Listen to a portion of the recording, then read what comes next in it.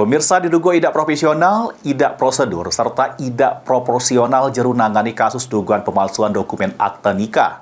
Unit 1 Jataras Polda Sumsel dilapor ke Propam karena dinilai mencederai hukum.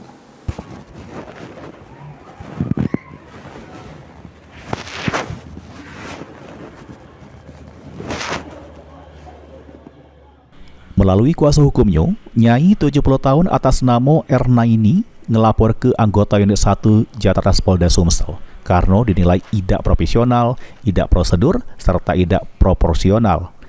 Nyai Ernaini ditetapkan tersangka oleh Unit 1 Jataras dituduh ngelakukan pemalsuan dokumen akte nikah. Bermula Nyai Ernaini ngelakukan gugatan pra-peradilan jero penetapan tersangka tersebut. Namun pas sidang gugatan bergulir di Pengadilan Negeri Palembang, anggota Unit 1 tidak hadir tanpa konfirmasi, malah ngelakukan penjemputan paksa di rumahnya, padahal Nyai Ernaini masih terkapar tak bisa ngapo-ngapo karena sakit. Kuasa hukum menilai anggota Unit 1 Jataras menghina pengadilan, apalagi pas penetapan tersangka terhadap Nyai Ernaini yang terkesan dipaksa ke. Oleh karena itu, kuasa hukum ngelapor ke segala Unit 1 Jataras yang melok jemput paksa Nyai Ernaini ke Propam Polda Sumsel. Langkah ini pra-peradilan kami uji sebagai langkah hukum terhadap penetapan tersangka klien kami Ibu Ernaini. Kami uji secara yuridis melalui jalur pra-peradilan. Di sini kami mengadukan terkait dengan proses penahanan dan penangkapan yang dilakukan oleh penyidik. Menurut Ketua KUA memang benar dokumen tersebut dikeluarkan oleh KUA Banyuasin 3 pada tahun 2009. Kemudian dia yang menandatangani. Prosedurnya juga benar. Ya, sudah benar.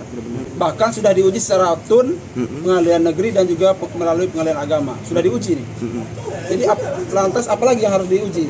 Sudah diuji secara komprehensif melalui 3 jenis pengadilan dan ini sekarang dilaporkan melalui tindak pidana. Nyai Ernaini ditetapkan tersangka jero dugaan pemalsuan akta nikah palsu atas nama Muhammad Basir Tholib Samo Karmina. Pas Nyai masih begawe sebagai penerbitan administrasi pada 2009. Pas itu Muhammad Basir minta duplikat akta nikahnya pada tahun 1971.